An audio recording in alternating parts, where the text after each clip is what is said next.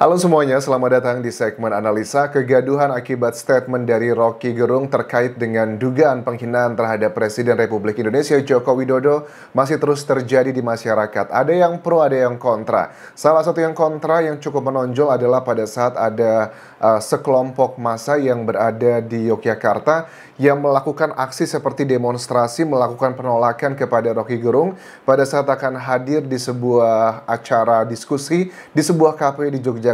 Bahkan yang memimpin gerakan ini untuk menolak kedatangan Rocky Gerung adalah seorang anggota DPR. Ini tepatnya yang menolak namanya siapa ini ya? Esti Wijayati, anggota DPR RI fraksi PDIP Dapil DIY yang melakukan aksi penolakan tersebut. Bahkan untuk hari ini beberapa jam yang lalu Rocky Gerung pun sudah memberikan konferensi pers. Kayaknya dia terlihat kesal dalam memberikan keterangannya. Bahkan juga dia sedikit menyindir, memberikan penjelasan kepada wartawan bahwa yang namanya kritik dan penghinaan adalah hal yang berbeda.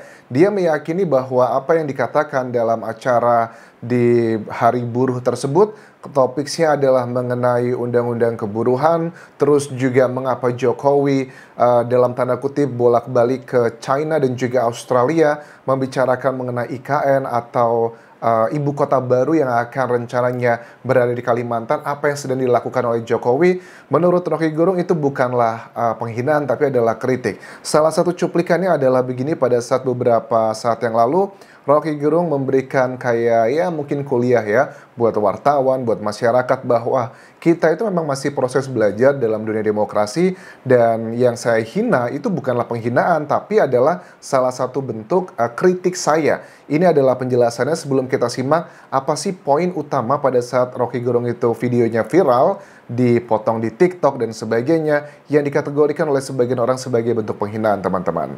Ada tubuh publik, ini adalah tubuh privat. Hinaan hanya boleh tiba di tubuh privat, bukan di tubuh publik. Di tubuh publik, apapun yang ucapkan namanya kritik.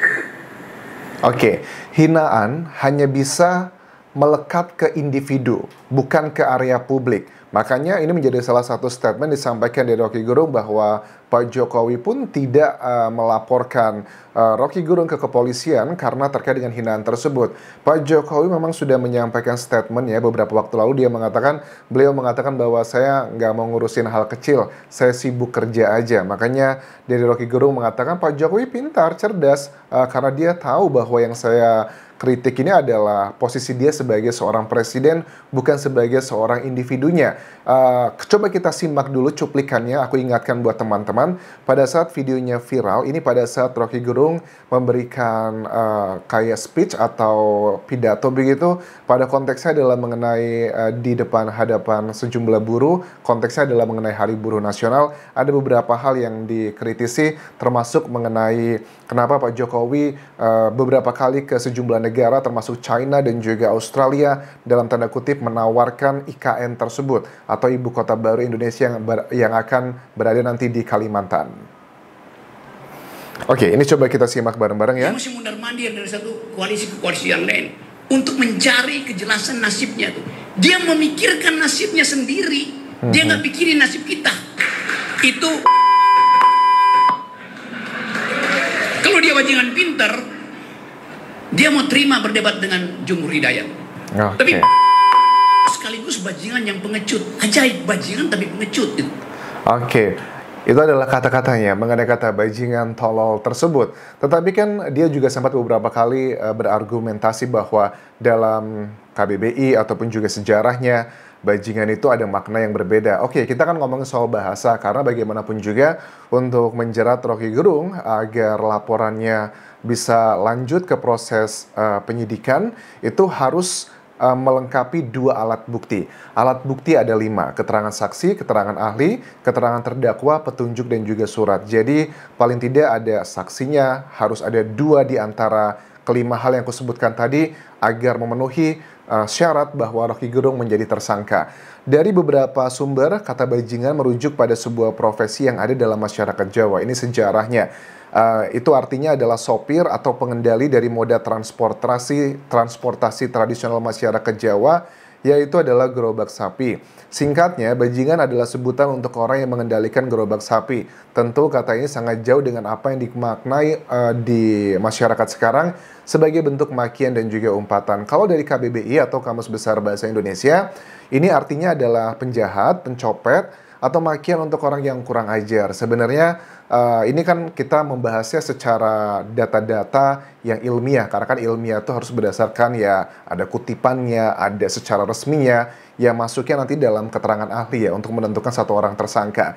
Tetapi dalam konteks pada saat Rocky Gerung memberikan speech tersebut, yaitu adalah jelas salah satu bentuk kemarahan. Sebenarnya ini bukan lagi tentang masalah hukum ya, lebih ke masalah etika saja, dan etika itu adalah hal yang subjektif di setiap negara. Kalau kita bandingkan dengan negara yang sudah demokrasinya jauh lebih tua dibandingkan Indonesia, kayak Amerika, kita melihat ya banyak tuh presiden berkali-kali dikatakan kata-kata dengan sejenis yang dikatakan oleh Rocky Gerung. Tapi masyarakat Indonesia sepertinya belum siap untuk mengarah ke sana.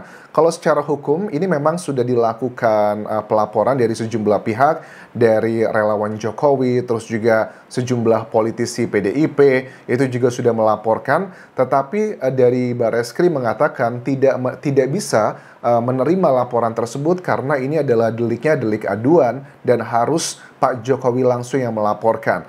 Tetapi dari sejumlah laporan dan berita aku melihat di sini banyak sekali tokoh-tokoh di Indonesia pun kembali melaporkan Rocky Gerung. Ini pasalnya menjadi kayak berubah gitu teman-teman. Ada beberapa hal yang misalnya disampaikan adalah kayak ujaran kebencian, berita bohong atau hoax dan sebagainya.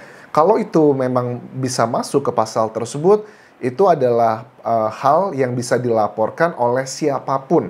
Tidak harus orang yang dirugikan. Nah, ini ada beberapa indikasi kita melihat ada sebagian orang yang berusaha membawa kasus ini karena Pak Jokowinya nggak mau melaporkan dan berusaha dibuatnya adalah ke ujaran kebencian dan juga kegaduhan.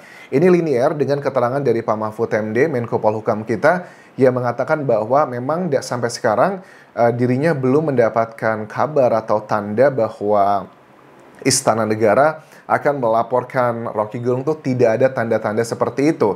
Tetapi kita melihat dari perkembangan tadi, ya memang Pak Mahfud MD melihat ada kecenderungan akan dibawa ke unsur pidana dengan misalnya adalah terjadinya kegaduhan di masyarakat yang sifatnya nasional. Jadi nanti pada saat terjadi pelaporan dan diterima oleh Barreskrim, ini bukan lagi tentang menghina individu Pak Jokowi, tetapi akan dibawa pasal lain. Pasalnya adalah ya seperti penyebaran berita hoax ataupun juga ujaran kebencian.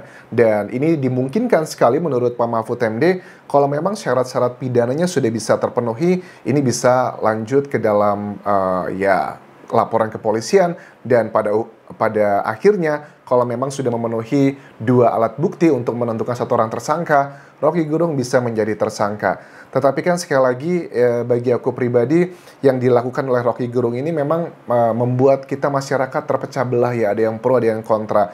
Dan ini menjadi salah satu hal yang agak sulit buat kita lihat siapa yang benar, siapa yang salah, karena setiap individu itu punya penjelasannya masing-masing. Tetapi let's say anggap saja kita bahas adalah mengenai statement, inti kontennya dari Rocky Gerung tersebut, bahwa ngapain sih Pak Jokowi ke China, ke Australia menawarkan IKN itu ibu kota negara Indonesia yang akan dipindahkan ke Kalimantan. Kan ini menjadi salah satu pertanyaan ya, mungkin bisa aja timnya dari Pak Jokowi menjelaskan apa tujuannya pada saat beliau ke China, memang apa aja yang ditawarkan, apa aja yang disampaikan pada saat berkunjung ke sejumlah negara. Apakah benar tuduhannya dari Rocky Gerung bahwa Jokowi itu hanya mau mementingkan diri sendiri, dia hanya memiliki ego, kesannya ingin meninggalkan legasi atau warisan, karena sebentar lagi dia akan lengser dari jabatannya, dan itu harus dijawab sebenarnya, harus bisa dijelaskan. Kalau memang nanti pada saat Barreskrim menerima laporan ini dan menjadikan si Rocky Gerung tersangka, apakah ini masuknya dalam kategori berita bohong atau tidak. Jadi harus diklarifikasi. Kalau menurut dari Pak Jokowi dan juga timnya, tidak benar, saya hanya memikirkan diri sendiri, dibuktikan dengan beberapa hal. Kami melakukan A, B, C, dan D. itu juga bisa. Tetapi kan bagi yang mereka pro dengan Rocky Gerung mengatakan itu hal yang biasa, Anjas, karena presiden itu bukanlah individu yang memiliki kewenangan harus dihormati seperti menghormati Tuhan, karena kan presiden itu dipilihnya sama masyarakat. Yang artinya begini, bahwa kalau kita melihat ada sejumlah orang yang tidak setuju dengan apa yang dikatakan atau dipilih oleh presiden, itu tidak masalah, asalkan semuanya itu ada penjelasannya. Dan konteksnya pada saat Rocky Gerung menyampaikan kata-kata tersebut, itu adalah mengenai kayak ombudsman ya, pasal-pasal yang dinilai tidak berpihak kepada buruh. Menurut aku konteksnya sangat baik banget nih buat masyarakat Indonesia, karena kan waktu itu Rocky Gerung sedang mengkritik kenapa sih pasal ombudsman tuh seperti itu, kesannya itu malah menguntungkan pihak asing. Itu adalah bagian yang sedang dibahas saat itu karena konteksnya sedang memperingati Hari Buruh. Sebenarnya kalau untuk masalah kontennya, itu aku sih sangat setuju dengan Rocky Gerung ya. Apa yang disampaikan tuh berpihak ke masyarakat kecil. Tetapi memang tidak bisa dipungkiri kata-kata yang aku sebutkan tadi itu memang sangat membuka potensi keributan dengan masyarakat Indonesia yang begitu luas banget dengan berbagai macam background. Kita ada 270 juta orang sekian ya. Ada yang pendidikannya SD atau SMP, SMA, atau bahkan yang kuliah dalam negeri, luar negeri. Tapi kan let's say mayoritas negara kita ya boleh dibilang adalah negara berkembang. Apalagi Indonesia nggak cuma di Pulau Jawa, internet juga tidak merata. Jadi menurut aku ini lebih ke masalah etika aja. Makanya nggak heran ada sejumlah aksi, demonstrasi yang menolak Rocky Gerung.